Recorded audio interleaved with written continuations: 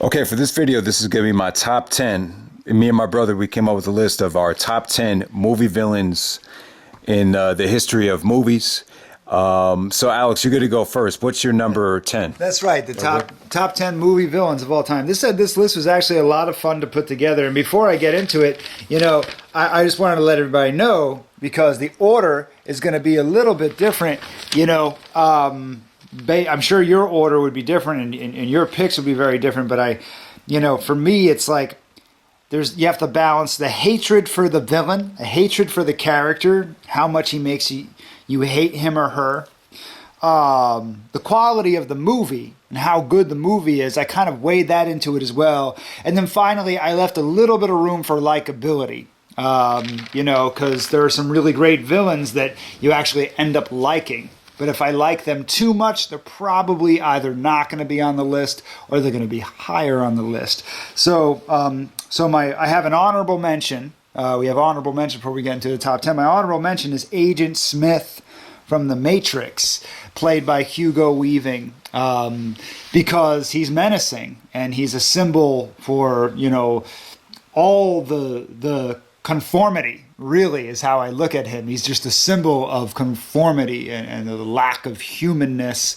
And that scene when he whispers into Morpheus's ears when Morpheus is in the chair.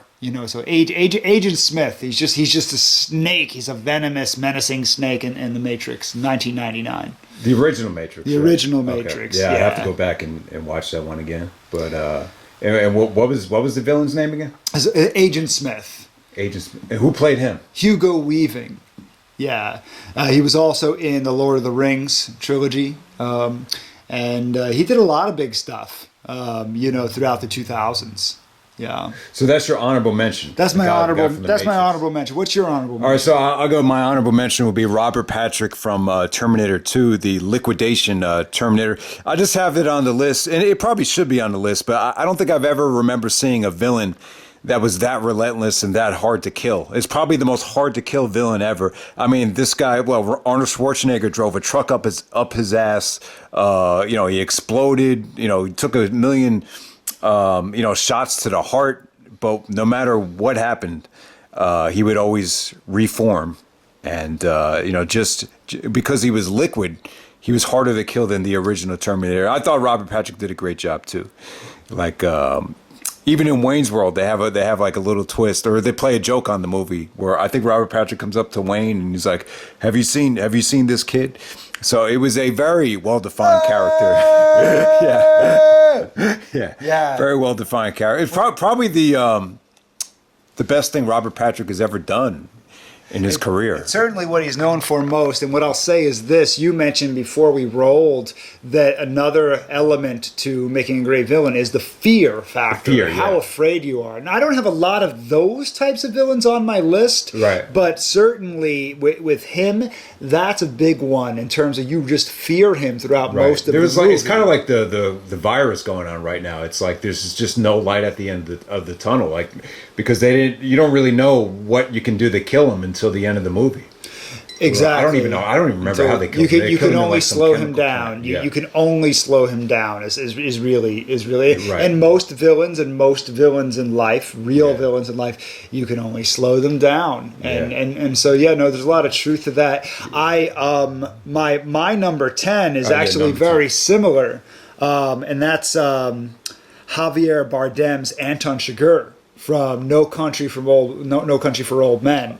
Obviously, is this the Jericho character? This is the character that Chris Jericho is inspired by around the same time when he was in his feud with Shawn Michaels, and then going on after that. But I put him in there because of the similar reason as that fear factor. In fact, he's kind of like the Arnold Schwarzenegger, Robert Patrick Terminator, only it's in a much different movie. It's a movie that's a different genre because it's not an action movie. It's really more of like a lot of Coen movies it's more of a Midwest noir drama It's kind of is what it is, and so so I've got Anton Chigurh at number 10 because he's just so scary, and you just feel like nothing can stop him, and he's just pulling you in. So he had that slow, methodical, like evil tone to his voice too, right? Yeah, that's which Jericho tried to adapt to his character. That's right. But okay, all right. So my number 10 is actually Vigo. It's actually Vigo, the Carpathian from Ghostbusters 2, which I was just reading was a big flop. I mean, it was the highest grossing comedy of all time, the original Ghostbusters. So the second one did not do as well, and it was critically it was a failure. But I've always, when I was a kid, I was always afraid of the painting. It was a evil magician that tried to come back to life and take over the world. And it's really like when he came out of the painting, he wasn't that scary. But in the painting, I just even in the movie, Bill Murray talks about like, oh man, that's a nasty looking dude. But as a kid, I just found them very scary. I was always afraid to sleep. After the Ghostbusters 2 came out on video, I was so scared at one point that I actually had to sneak into my parents' room and fall asleep because I couldn't get to sleep on my own because I couldn't stop thinking about how nasty that painting was. So yeah, I mean, the character does have its flaws, especially when he came out of the painting. It just looked like some generic old guy. But yeah, man, that was I thought Ghostbusters 2 was kind of, I thought it was a little bit more scary than the original. What did you think of that? Like in terms of, I don't know. I really didn't think it was family friendly. They said that was one of the flaws. I didn't really get that from it. I thought it was actually more scary. Especially with the slime and the lighting everything on fire and locking the doors. I thought it had some pretty scary moments. Yeah, I think there were some more horror elements. But talking about Vigo the Carpathian, sometimes just the way you film something, just the way you shoot it, can make it really scary, and the way they shot the painting is what made that the painting and made the figure inside the painting so scary, And of course he comes to life at the end, and then in most cases, typically he's not as scary anymore because now it's a real thing. It's what you don't know about this that's scary about it, and I think they actually did a really good job of that. It wasn't a horrible sequel, but I don't know. I guess you could classify it as one of the sequels that. Just didn't live up to the. Well, it doesn't do for a franchise what a sequel is supposed to do, which is to elevate the stakes, make everything better, and take the characters somewhere they haven't been before.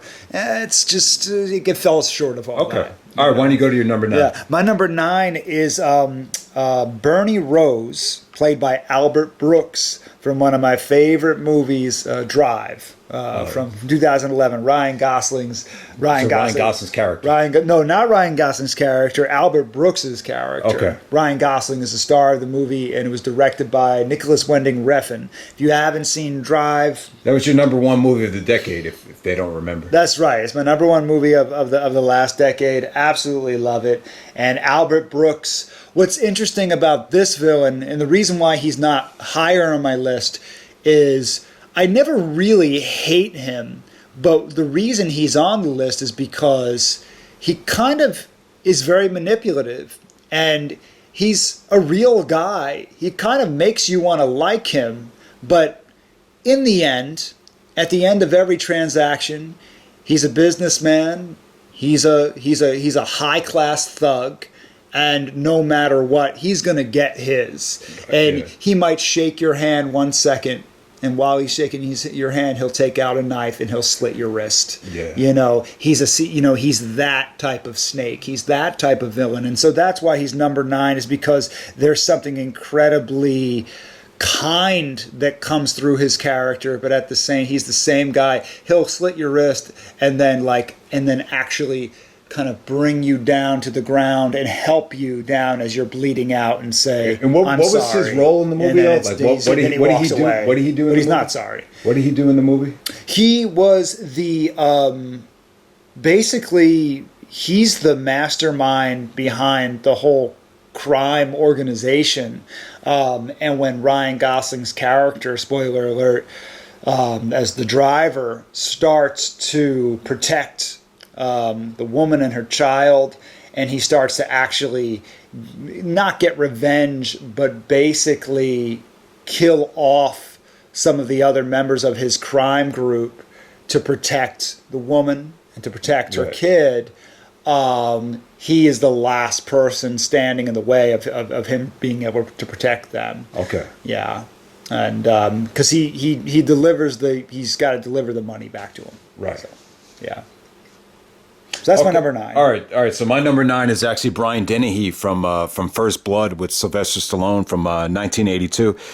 Yeah, I don't know. Like this character, I felt like you really hated him because he just he was kind of like one of those small town cops that just wanted to keep the town very bored, and it just really illustrates how tough of a time a lot of the Vietnam War veterans came when they came home, how tough of a time they had and what they had to deal with. The guy's just trying to find something to eat, and he's giving him a tough time, telling him he has to walk 35 miles the opposite direction up to Portland. So the Brian Dennehy character really illustrated how cold and cold-hearted some of those cops could be. So yeah, that's the Brian Dennehy character, and he did a tremendous job in that movie. He really was the bad guy that really drove the movie. You have any thoughts on Brian Dennehy? He makes a great bad guy. There's just something about, God rest his soul. I mean, he passed on, but he does. He's done some other villains in his in his career, in his lifetime, and he just looks like a villain. You know, he just looks like somebody who could just like snap at you at any minute. So he's good for that. I don't know. There was something about I know you've heard of the George Steinbrenner, the Yankee owner, right? Mm-hmm. He kind of had like that kind of smarkiness to him when he talked. So that's what he kind of reminded me of. Yeah, I can see that. Like, I don't know if you've ever heard an interview with him, but all right. So what's your number 8? My number 8 is kind of a surprise, and it's even a surprise to me. And it's actually a character that Ray Liotta plays in a movie called Place Beyond the Pines. Oh, okay. I remember. I don't know if you recall watching him in that film. He plays a character. I guess his name is DeLuca. Yeah. He is probably one of my most hated characters on this list. There's nothing redeemable about him. He's a crooked cop. Yeah. And he goes into, he basically forces Bradley Cooper, another cop, to do things that he doesn't want to do because he knows they're wrong, and they involve the baby. Spoiler alert, another big time movie star character in the film. I won't say it all because I don't want to give it all away. But Place Beyond the Pines is a great movie. And there's a lot of really good character work done in that film. It's actually, the film kind of breaks your heart in a way, and it's done in 3 different stories. And Ray Liotta's character is in the second one. He's not a main character, which is why it's not higher on the list. But when he's in the film, you just hate him. He is just a bastard, right? He was only in the last part, right? To the point of just taking, they go in, they grab the baby, they take the drugs, and they pull it out from up beneath the baby. He just doesn't care. He's a bastard, And he was only in the last part of the movie, right? He's in the second part. The second part and the third part? I don't think Ray Liotta's in the last part. So he has a very small role. He's got a very small role. But it's very but it's very important, though. It's very important because it gets I do remember him in that movie. The Bradley Cooper character to question the morality of being a cop and what it Ray Liotta, he does a pretty good job. He could go both ways as being likable and being hated. Yeah. I would say it's pretty much split down the middle for him. Yeah. Well, Goodfellas is a good example of that. Right. Yeah. Yeah. All right, so my number 8 is actually Jack Nicholson as the Joker from the original Batman. I don't know, there was something about the way Jack Nicholson's facial expressions. I thought it naturally he was perfect to play the Joker in that movie. The scene that really stands out for me is when he shook the guy's hand, and he shook it so hard that it started burning. Stuff like that. Just his negative mindset about how he was attracted to all the filth and the dirtiness from evil magazines. Even just the way his demeanor towards Kim Basinger, I thought was very demeaning and very dark. So I don't know. I thought Jack Nicholson was great in the original Batman. I thought he's the reason why. Batman 1, or the first Batman of our generation, is still the best Batman. A lot of it had to do with the depths of the Jack Nicholson character. Absolutely. I love the scene where he pulls the gun out of his pants to shoot down the Batwing, and it's like this giant pistol. It's just like a pistol with a giant... Never-ending... never-ending pistol. And remember the way he kills that guy, Bob? He shoots Bob. He just kills him out of nowhere for no reason. Bob, that's like his best friend. Gun. Yeah. And then he just shoots him, Poor Bob. But cool. And you see a little bit of the Departed Jack Nicholson, too. Sure. Remember when he started doing the rat face to DiCaprio? I have this, like, rat. He did the same thing in Batman, too, with the bat. If you remember that. Oh, that's right. Yeah, that kind of goes along back to acting class, how they want you to kind of use animals as a way of showing emotion. Jack Nicholson was pretty good at that. Yeah, no, he was very good at that. And this kind of continued on the tradition that Superman started of having a star in the villain role as opposed to the hero role. Michael Keaton wasn't. He was bigger. That's right. He had a name, but he wasn't like humongous. He played the villain in Beetlejuice, then he played the hero in Batman. Yeah. The very next year. So, all right, so what's your number 7? My number 7 is Colonel William Tavington, played by Jason Isaacs in The Patriot. 2000's The Patriot. I was going to put this in my top 5, but the reason why it's at number 7 is because the movie itself, I don't think, has grown so well. It's a fun movie, don't get me wrong, but it is also a very self-indulgent, patriotic American movie. It's directed by Roland Emmerich, the same guy who did Independence Day. And some really big-time movies. Big budget. He makes a lot of money in the Hollywood system. So it makes sense that he does The Patriot. But Colonel William Tavington, played by Jason Isaacs, I think he's one of my most hated characters of all time. Yeah. He kills, spoiler alert, Heath Ledger's character, played by... Heath Ledger's character, who he plays the son of Mel Gibson's character, the main character. So the Patriots. First of all, the Patriot. What war was that about? The Revolutionary War. So what side was he on? This villain that you're talking about? Tavington was he was one of the British. He was one of the. He was a British soldier. Yeah, he was a British. He was British colonel. Yeah, British colonel. Okay. And he kills Mel Gibson's sons. I think he kills two of his sons. He kills his younger son in the beginning of the film, and then he kills Heath Ledger, his older son, later in the film. And then by the time you get to the end, it really kind of turns into a revenge movie. Right. Because you just want to see him die in the worst way. What was it about him that you hated so much?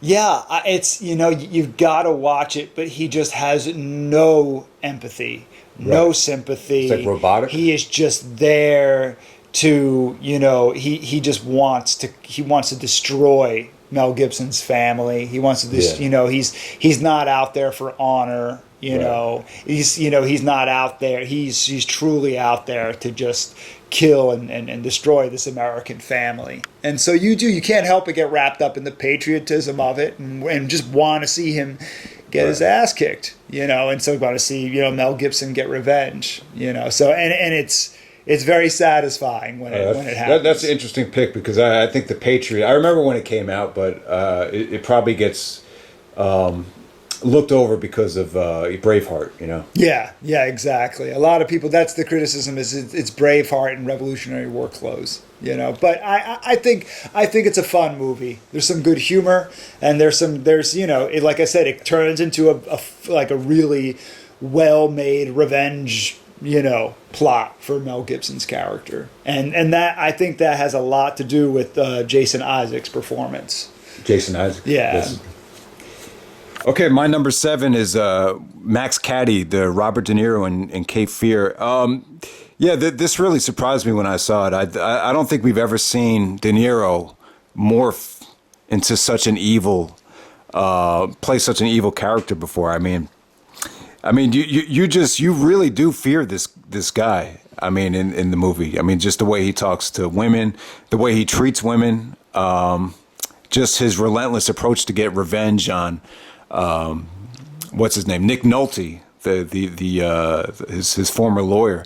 Now, do you remember the storyline? I guess Nick Nolte lost the case, and he had to end up going to jail. And that's why he wanted to take out his family, right? Yeah. But I don't know. De Niro just really transformed his body, and he really just I don't know. There's just something scary about him in this movie. I mean, what did it? Did this make your list? Probably not. No, it didn't make my list, but I've kind of you make me think that it should. De Niro. I mean, he's one of the greatest actors of all time because he just kind of disappears into these roles. You forget that it's De Niro. That's what I was going to say. He was so good in this that you almost forget that it's him. Yeah, which I can't say the same about Jack Nicholson, in the latter half of his career when he tried to play some of those characters. He's done some great stuff, don't get me wrong, but I think De Niro really disappears into this role, and the scene with the sex scene where where he bites the woman from the bar. Yeah, he bites. Well, this is kind of the movie where if a girl is uncomfortable bringing home a guy on the first date, you could always go back to this movie and say you can understand why. Yeah, you just never know who you're dealing with, and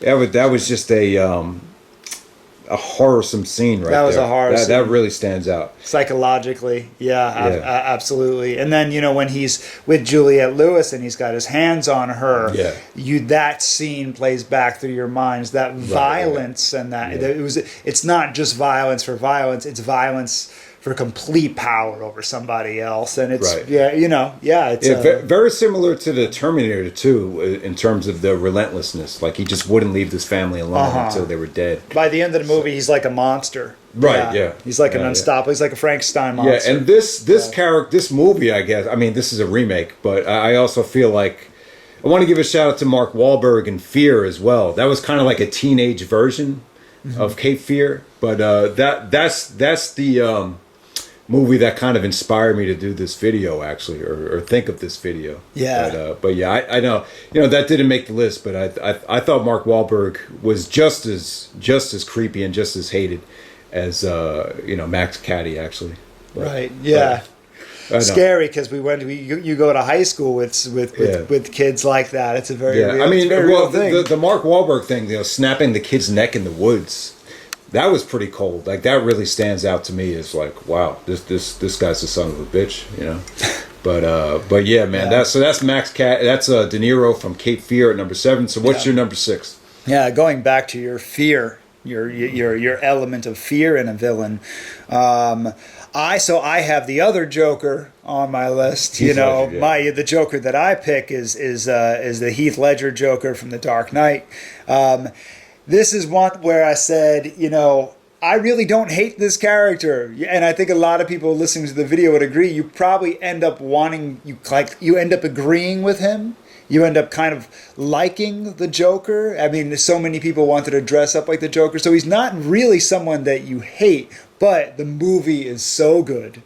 And you just like you can't help but get wrapped up in the philosophy and the mentality and his twisted mindset and go, oh my God, he's kind of right. And he's just so well written for this movie. He's one step ahead. The Heath Ledger Joker is more of a mental health issue than the Jack Nicholson Joker, right? Well, the Joaquin Phoenix Joker is even more of a mental. More of a story about mental health, and the Heath Ledger is more. It's not a character study. Heath Ledger's Joker is basically a cat and mouse with Batman, with Heath Ledger always being one step ahead. Even when Batman thinks that he's got him cornered, he's still psychologically one step ahead of Batman the entire time. And that's why he's on my list, is because he's just so likable. It's such a good movie. And if you take his character out of it, the movie completely falls apart.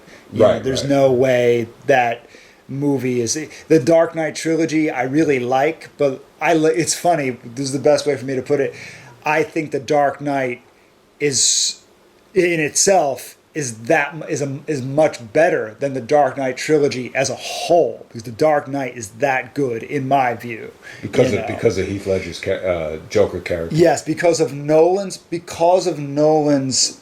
pacing. Yeah. And Nolan's ability to kind of take you on that cat and mouse game, and because of Heath Ledger's execution, it's just very well executed. But that's why. All right, so going back to Jack Nicholson's Joker and the Heath Ledger Joker, they're very different though. Like Jack Nicholson, he became like crazy because of an accident. The Heath Ledger. I mean, what kind of drove him to be like insane? You know, kind of like the Heath Ledger one. Yeah. They don't really. As far as I remember, they don't really take much time. They don't do like a backstory the way they did with Jack Nicholson. Not really. No. Yeah. No, because because they treat it like it's a crime drama where they go. Each Joker story is his different. fingerprints. We can't find a match for fingerprints. We can't find a match for DNA. That's what Commissioner Gordon says in the movie. Okay. But there is no backstory. Like they actually do an origin for the Joker in the original Batman, where they show him going into the green, the green vat, So it is kind of like, the first Batman movie is kind of like a Joker origin story that ends up, they end up putting more attention on Joker than they do Batman. Whereas this one is not, the attention's not on one or the other. The attention's on the maze, the cat and mouse, this almost terrorist plot of the Joker that the Batman has to kind of follow him through. All right, so you think the Heath Ledger Joker is by far the best representation of the Joker so far? I think it depends on, honestly. I thought that the new one with Joaquin Phoenix, I mean, it was cool to see. I'm glad I saw it, but it was just depressing. Like, I would never want to go back to it, though. Well, what it is you need to look at these Joker characters on a spectrum of realism and fantasy. Realism and or fantasy campiness. Right. The ones that you saw in the Adam West Batman, that Joker, he's on the far left of the fantasy camp. Right. And then you have, as time goes on, you get the Jack Nicholson, he's a little bit more realistic, but still camp. And then, of course, we get the Joker character is definitely Joker. evolved. We get Heath Ledger, and then on the far end, we get this very realistic Joaquin Phoenix. What is this? The Cesar Romero Batman. It's so one-dimensional compared to some of the other ones we've seen. Cesar Romero? That's the guy that played the Joker. Adam West. Oh, wow! I didn't know that. No, he's far away from Joaquin, but not so far away from Jack Nicholson. Right. But the Adam West Batman was more of a, I guess, was more of like a nerdy comedy show especially compared to what we just saw with the Joker. Well, it was also the '60s, right? Yeah, so, this is totally different. There's a lot of nerd. There's a lot of. It's cool how they said, all right, we're not gonna stay true to what you've known about the Joker. So we've seen the Joker kind of, revamped in its own version time and time again, which is pretty cool. But okay, all right. So my number 6 is actually Tupac not from Juice, actually. It's from Above the Rim. Okay. For me, I think one of the reasons I connected with this character is, like, I think a lot of times in basketball, there's these people that try to do everything they can to, kind of live off of other basketball players, like whether it be an agent or in this case, Tupac plays like a dirty drug dealer who tries to recruit a kid to play on his team. And, he's just very heartless. He hates his brother because his brother, despises what he does. He's actually a drug dealer. Mm-hmm. And, the character's just very, the Tupac character in Above the Rim, it's very manipulative, but it's also very, I don't know, man. It's just one of those characters that just Very similar to Denzel in Training Day, where he'll try to pretend like he really cares for you, like he's looking out for you, but ultimately all he cares about is himself. All he cares about is his money, and it gets to the point where he'll do anything he can, even if it means hurting you, and basically the style of play that the team played in the tournament, which is very ugly, very dirty, and it got to the point where he'd kill his own brother just to get what he wanted, or he would kill the guy that betrayed him just to get what he wanted. So yeah, man, the Tupac character in Above the Rim is my number 6 pick. Yeah, no, I very real. He feels very real, and something tells me that Tupac saw guys like that, and we've seen people like that and walk like that and talk like that, and it's in the streets. It's a little bit different from, I have an Italian character as my number 2 that I'll bring up in in a little bit. Yeah. But we see people like that who are, like they're cool and you kind of want to hang out with them, but they're also like, like they'll let you know they are the alpha in the room. Yeah. And he had that about that's one, like, I love Tupac. Like everybody loves Tupac. He was such a cool, great figure, but in that movie, he really makes you hate him. Right, he's right. really like good. No, he's good. He's very multidimensional, and I think it has to do with him being so sensitive. Like he has a great side to him. He's very. He's very loving at certain points, and he really, like, if you're on his side, like he'll do whatever he can to protect you. But there's also if you piss him off, though, there's an ugly and dark side to him too, because he's so sensitive. So I think because he's so sensitive, it really gave him a multi-dimensional edge as an actor. And I've always thought his 3 best movies were before he went to jail. I thought a lot of the stuff he did on death row, he kind of just did it for the money. But I feel like Juice, Above the Rim, Poetic Justice, these were his 3 crowning achievements as an actor. Yeah. But all right, yeah. It's too bad. He would have done a lot of. I think he was just as great of an actor as he was a rapper, or could have been. Right. He would have done some really cool stuff. He was a good actor for sure. My number 5 is. Joaquin Phoenix's Commodus from Gladiator. Gladiator, directed by Ridley Scott, starring Russell Crowe. Yeah. The Russell Crowe Gladiator. That's right. Wow. Not the Cuba Gooding Jr. Gladiator. Right. That's also a good movie, by the way. Commodus. He's a snake. He's Marcus Aurelius's son, the Emperor of Rome. He is his son. And his father does not choose him to become the emperor. He wants to choose Russell Crowe's character. And Commodus is just a snake. I'm not really giving anything away because this happens in the first 30, 40 minutes, but he kills his own father. Yeah. He smothers his own father into his chest or his stomach, and then he has Maximus's family killed. Yeah. And so the rest of the movie is it becomes a revenge movie. And I think that Joaquin, I have my issues with Gladiator. I think halfway through I kind of dip out, mentally with it. But I think that Joaquin Phoenix is great through and through. He's just a snake. He's a coward. He doesn't have a muscle in his body that he actually uses to have any of the respect or honor of the soldiers that die for Rome, especially not Russell Crowe's Maximus. And so because he's such a coward, because he's such a snake, he played that really, really well. And so, yeah, that's why he's my number 5. He just did such a good job. So that was pretty early on in his career, huh? 2000. He had done some. He was like a teenager in To Die For. So he must have been like 23. He was To Die For like 96, 95, 96? 95, 96. 95? Okay. Yeah. So he was probably in his early 20s in that role. Right, yeah. Early 20s. You remember when they play teenagers, they're usually a little older. They're older than you think. Yeah. But yeah, no, that's my number 5. Just because he's to be able to be such a coward, but also be so manipulative and such a snake is why he's got to be my number 5. All right, so my number 5 is Jeremy Irons from Die Hard with a Vengeance. I can't even remember his original name in the movie. Simon Peter Gruber. I guess that's. But he calls himself Simon. Basically, it's a revenge movie. He's trying to get revenge for Bruce Willis killing his brother in the original Die Hard. So he just kind of sends Bruce Willis on this.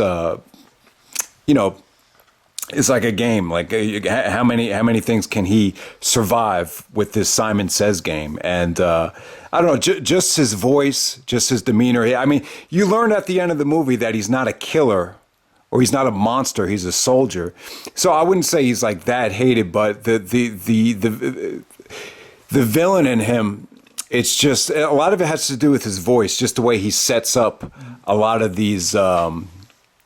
Games, so to say. He comes off like a very, he comes off like a leader, though.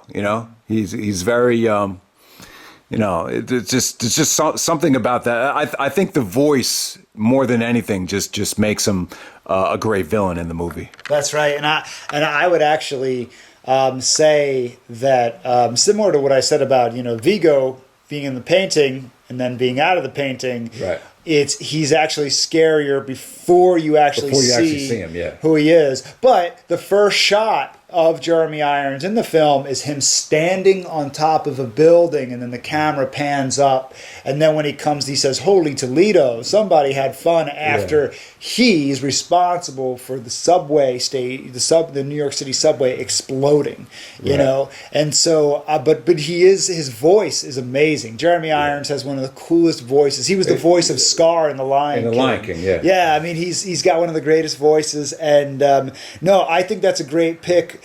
Oh, not just because of the voice, but also because of the intelligence of the character and the creativity that he uses to put John McClane. Right. Well, I mean, basically, he wants Bruce Willis to die. He does want to make him suffer, but ultimately, his goal is to become powerful and rich. But but one of the ways to do that is to manipulate the police into thinking he wants to actually bomb a school. Right. So exactly. He's I like that character because, and I love that movie. But you make a great point. Ultimately, yes. He wants the money. Bruce Willis says, I know the family. He's not going to blow up the boat with all the gold. They want the money. Right. But he figures while he's pulling this giant heist off, he's going to get some revenge, and he's going to put some fear into the hearts. Right. He didn't like his brother, but he did have a problem when some drunk Irish asshole threw him off the top of a building.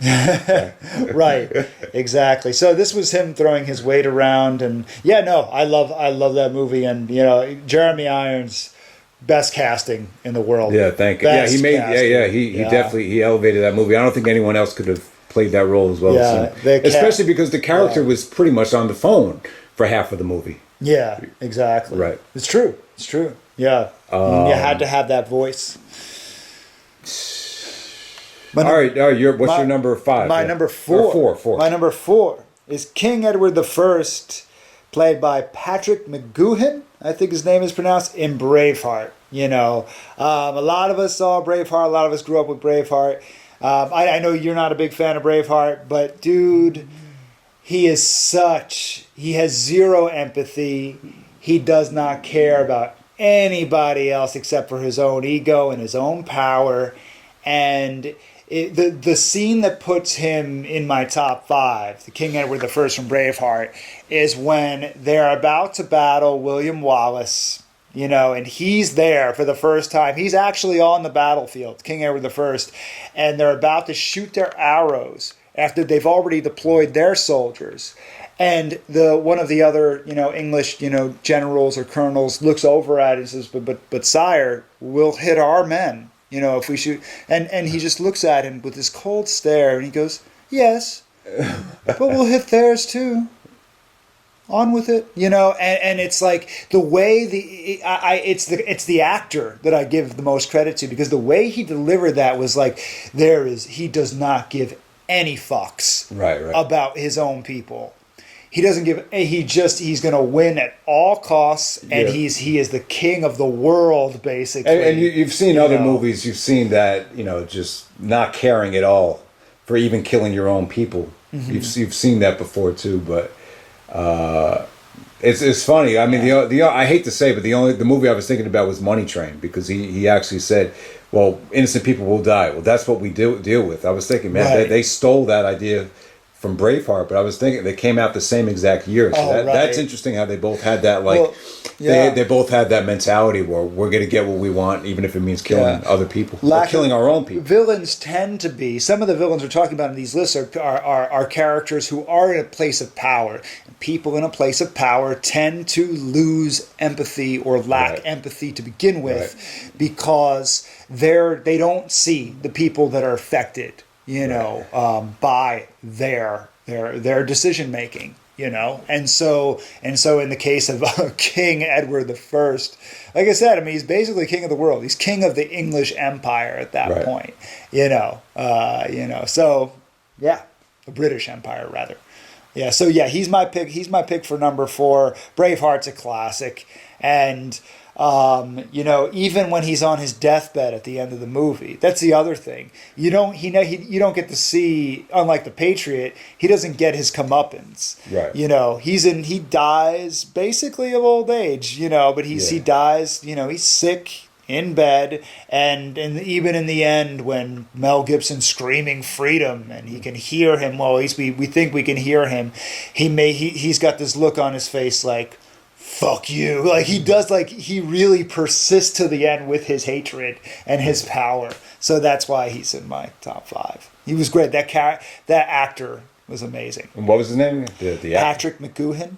Amazing. Just a great performance. He was an English actor? If I had to guess, he looks like the type who would have done Shakespeare and stuff like that. Yeah. He was wonderful.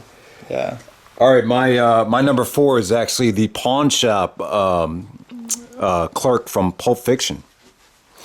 And I'm going to put Zed in there as well. I mean, Zed, the cop, did not work at the pawn shop, but I'll just classify them as the pawn shop clerks. We were talking about how Quentin Tarantino really doesn't.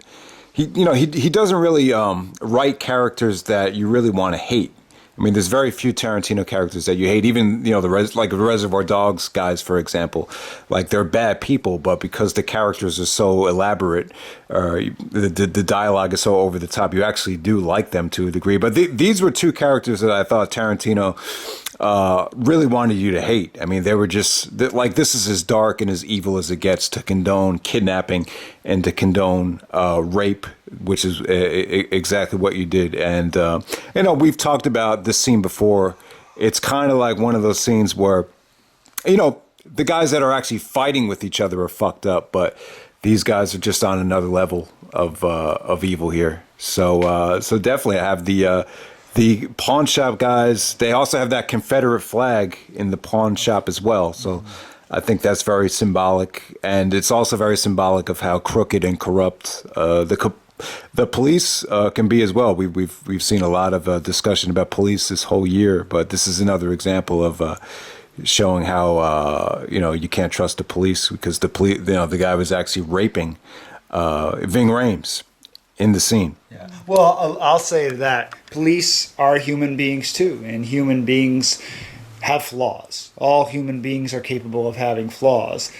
I love Pulp Fiction. We both love Pulp Fiction. But these in a movie about so-called some scumbag characters, scummy, lower level characters that we actually really, really love.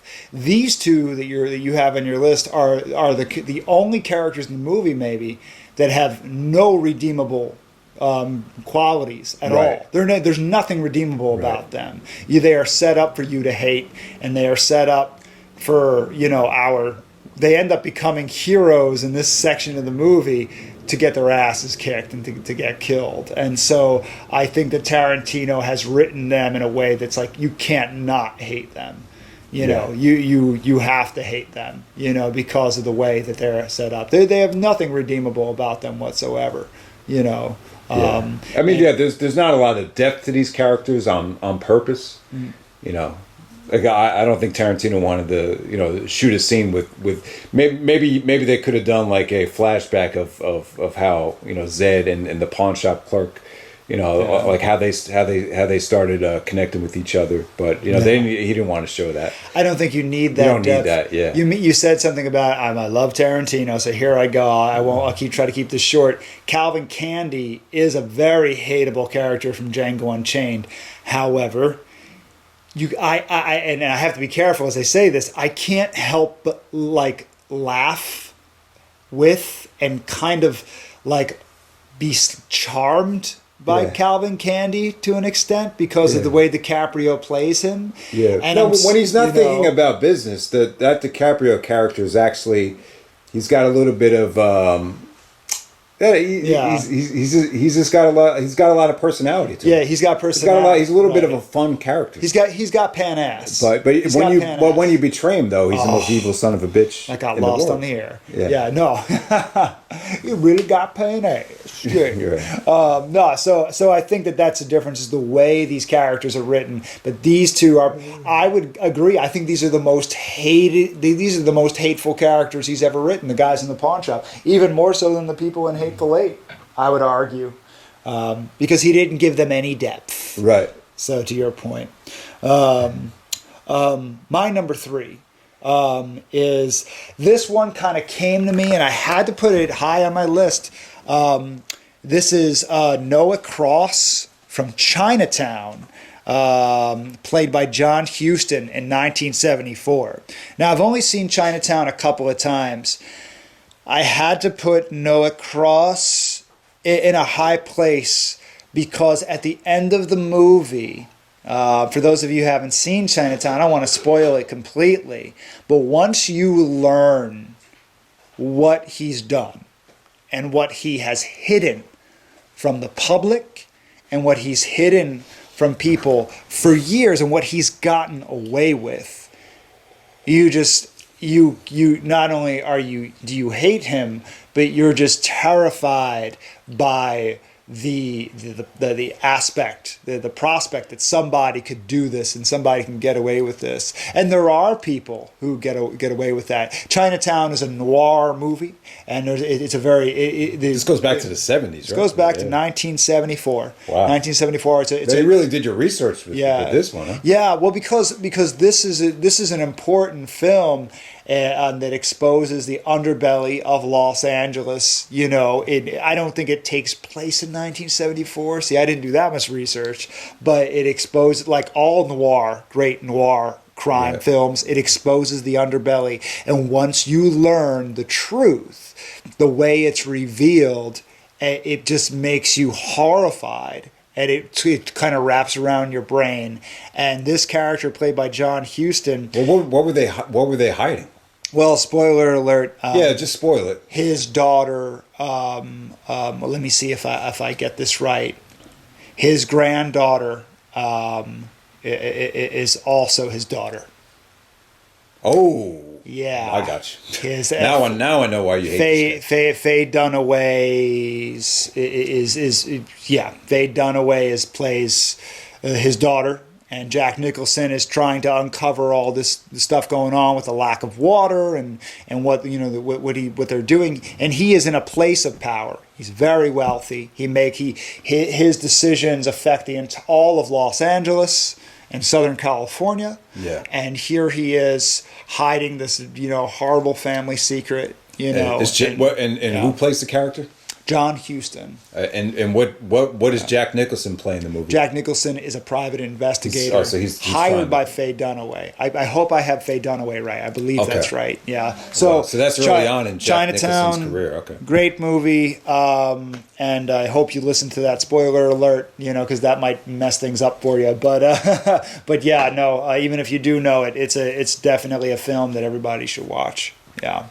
Yeah, my list is so like compared to yours, it's like so I don't know, it's like so cartoonish. But at number 3 I have Walter Peck Do you remember the actor's name? He was also in Die Hard as well. He was I don't remember the sleazy his name. reporter. I don't know who knows his name.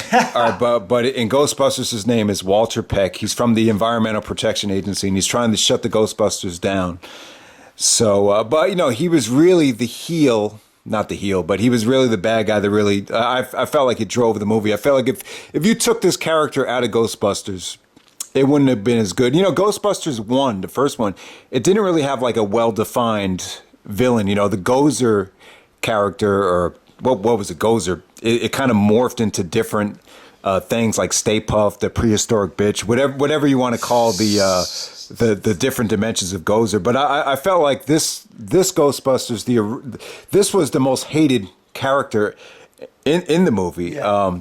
He had his own theme song. Just the way he talked to, he just had a snobbish personality. Just the way he talked down to Bill Murray. When Bill Murray said, "Oh, that's Dr. Venkman," and then he'd be like, "Exactly what are you a doctor of, Mr. Venkman?" And he's like, "I see. And now you chase ghosts." Like what he's doing is so.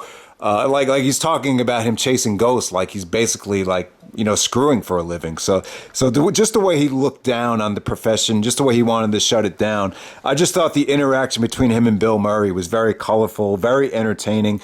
This guy was actually so hated that in real life, there were people from a bus throwing food at him, calling him dickless, because later on in the movie, Dan Aykroyd actually calls him dickless here, fucked it up for them. That's the reason why they had to go to jail.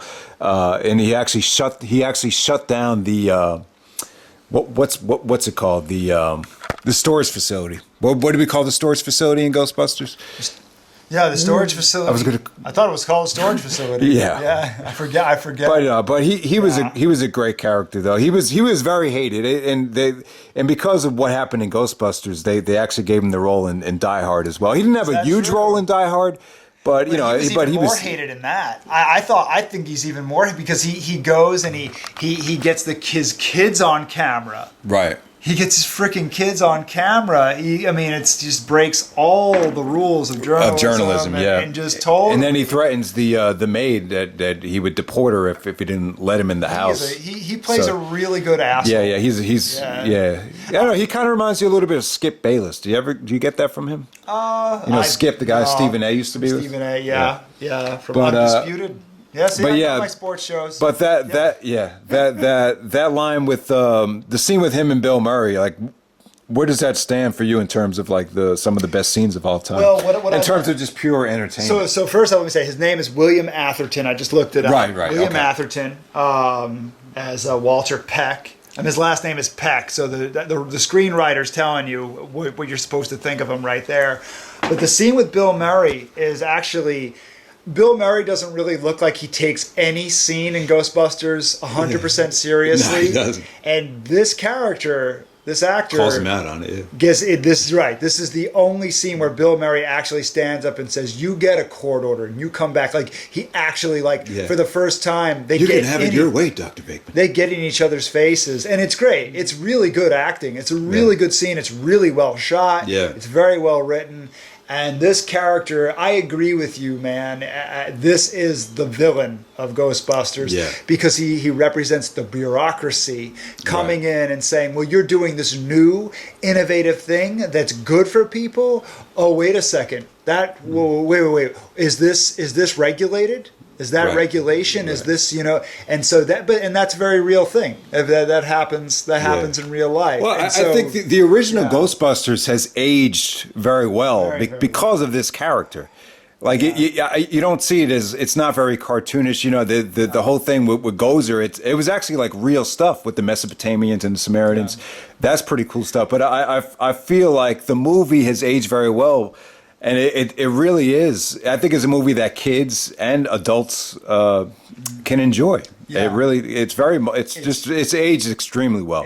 A movie that has not aged very well that I loved as a kid, for an example, would be Superman 4. But the original Ghostbusters definitely aged very well. Well, it just goes back to when we all get into movies and we talk about how much we love movies. Sometimes we see great performances. Sometimes we hear good scores and we have good action in movies. But man, it all goes back to the writing room. It Yeah. all goes back to the screenplay and how many drafts of the screenplay, how hard did they work to make the screenplay as tight or make it loose or leave it sloppy for whatever reason so that we can get the great characters, the dialogue, and have a great story. And it's a very difficult thing to do to write a good screenplay. I think Robert Downey Jr. said it, anybody can act, only a few can direct, but nobody can write, and that, and it's true. It's true. Right. Nobody would. It's not true that nobody can write, but if you do write a great screenplay, it's come at the because you have worked it and worked it and worked it and worked it, and you have sacrificed years of your life sometimes to get the screenplay to where it needed to be, and that's why the Ghostbusters holds up, because it's a great screenplay. Yeah. Amazing screenplay. Maybe one of the best screenplays I've ever heard. It's that good. It's a great, so as good of a movie it is, it's an even better screenplay.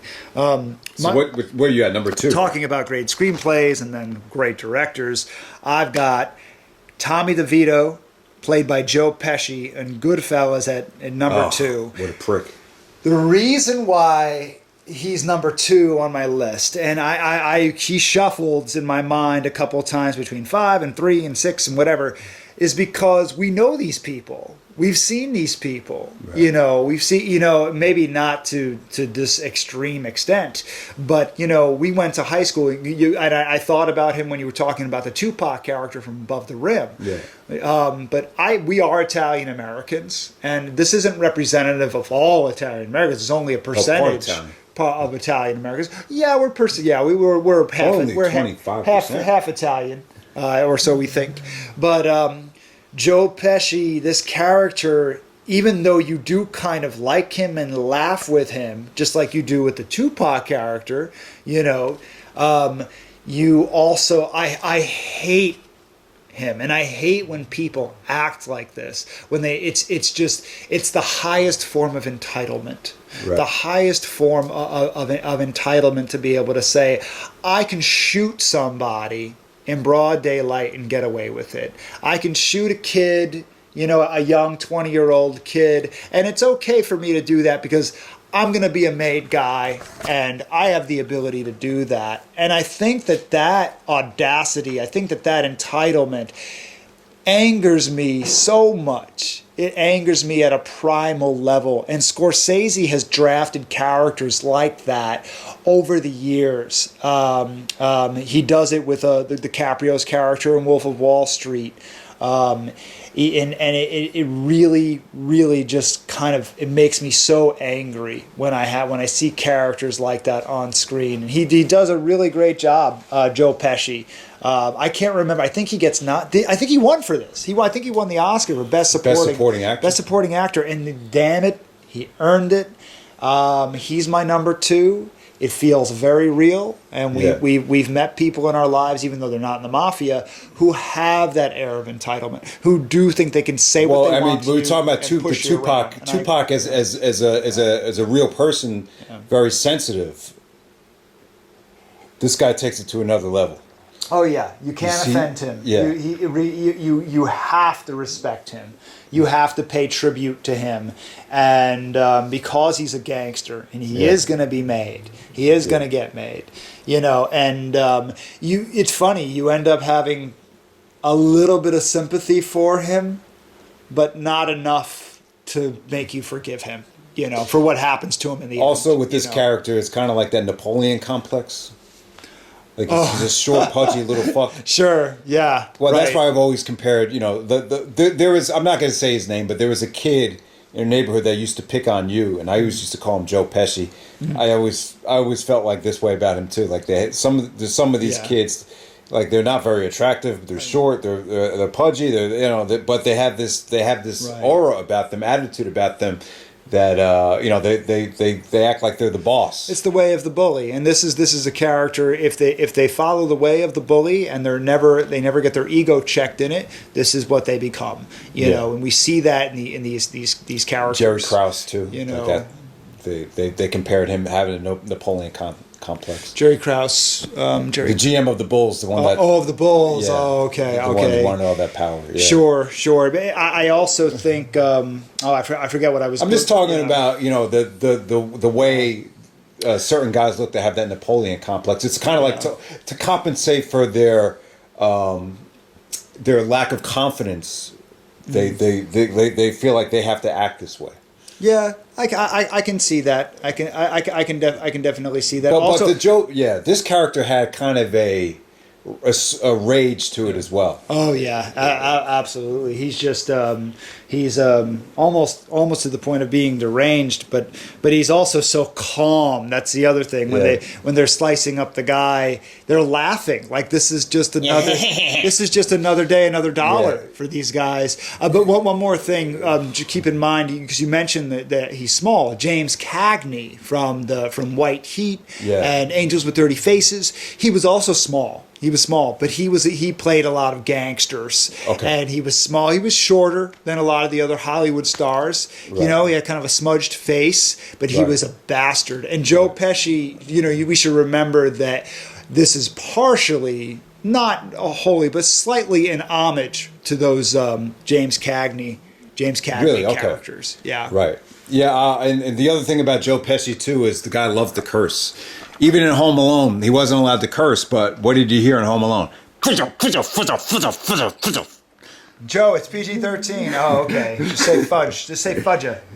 Fudge. Was that, did he really, he couldn't control himself to that degree that he had to do that? Oh, he had to. Okay, all right. So my number 2 is Denzel Washington's character, Alonzo Harris in Training Day. I'll just say this about Denzel in Training Day. We talk about it in professional wrestling too. Like a lot of times, heels are allowed to be themselves. Mm-hmm. Like Austin as a heel, like you were able to see stuff you never saw before with him. But with Denzel in Training Day, I felt like we finally got to see the real Denzel.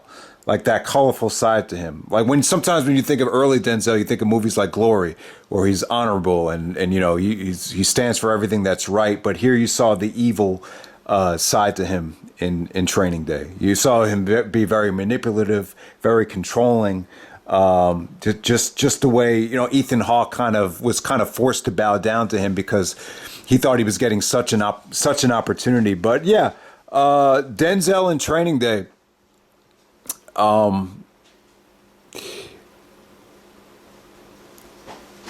Really the yeah, he's great because he's really I love Denzel. You kind of really want to like him in this movie, but when you realize how corrupt he really is, right, and how he rationalizes everything, you realize, oh my God, this is. He did such a good job of, every time there was a red flag, he did such a good job of, giving Ethan Hawke an excuse. Like, I'm sorry, man, that's just the way it is. He's like, you're a good person. Go out there, do that, make detective, do that. But it was not until the end of the movie that you really just realize, all right, this is not a good guy.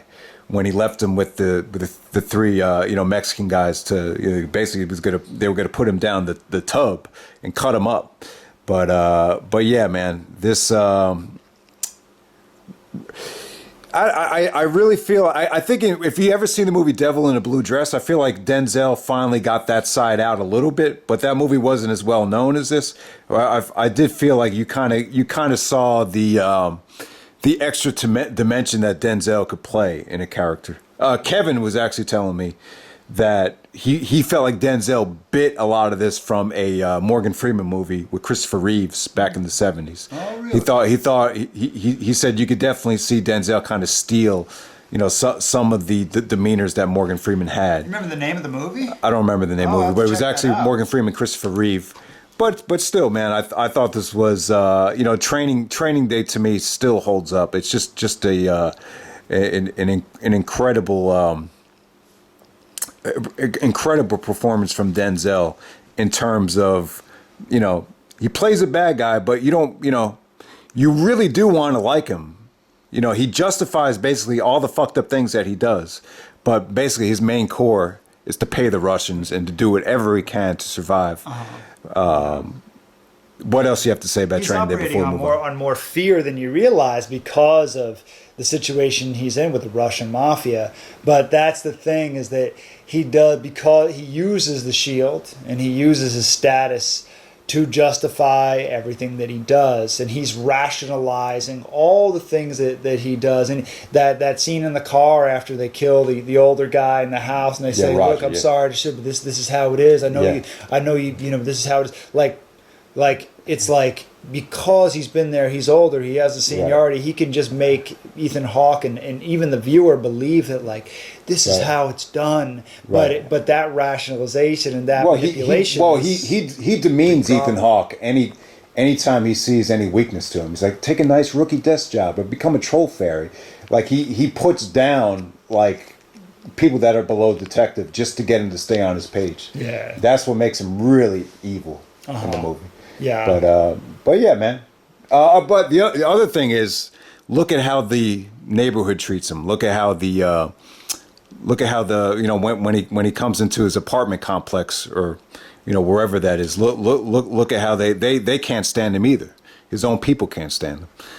Even Ethan Hawke says at the end of the movie, he says, "They're nothing like you." So so that's Denzel from Training Day. Right. What's your number one, right? My number one, you know, it's funny because it's probably one of my least likable characters, but I said in the beginning that likability was going to have the smallest impact on my list. But I think I hate this character more than any other character. So that's why she is number one, and that's Nurse Ratched from One Flew Over the Cuckoo's Nest, played by Louise Fletcher. She won the Oscar. So she's bad in the movie? Role. She is just representative for so much. You know, she is just ice cold in the way that she plays herself, and she is just the symbol of order, you know, in this hospital ward, this insane asylum ward. I shouldn't call it an asylum, although I think one of the floors is an asylum, but she's ice cold, and Jack Nicholson's character is basically trying to buck her system. He's basically trying to have his own individual personality and put his own imprint on her system, and she is going to keep the system in place. She is going to keep the system in order, and it's the way she plays it. And also, Jack Nicholson's character in McMurphy kind of points out the ways in which she's keeping order, in that she's kind of keeping people's order psychologically, using their fears against them. And I would even say, in the case of the saddest, most tragic character in the movie is Billy Bibbit, she uses his shame against him to keep him in line, to remind him why he's there. Right. And McMurphy gives her a look in that scene like you bitch, like, right, you know, right, how messed up that is to use something that shames something that guilt somebody to keep them in line. And Billy Bibbit's a kid. He's probably like a 21-year-old kid. Right. I think in the novel he's even younger in the novel. Yeah. But Nurse Ratched, because of the way she was played, because at the end you really do want to choke her. Right. And McMurphy does choke her. So she's one of the reasons they try to escape. They try to throw the sink out the window to escape. Right. Well, McMurphy wants to escape no matter what. Right. But it really is the unstoppable force meeting the immovable object between McMurphy and Nurse Ratched. And so she's just very demeaning. Like she's just relentless in terms of making the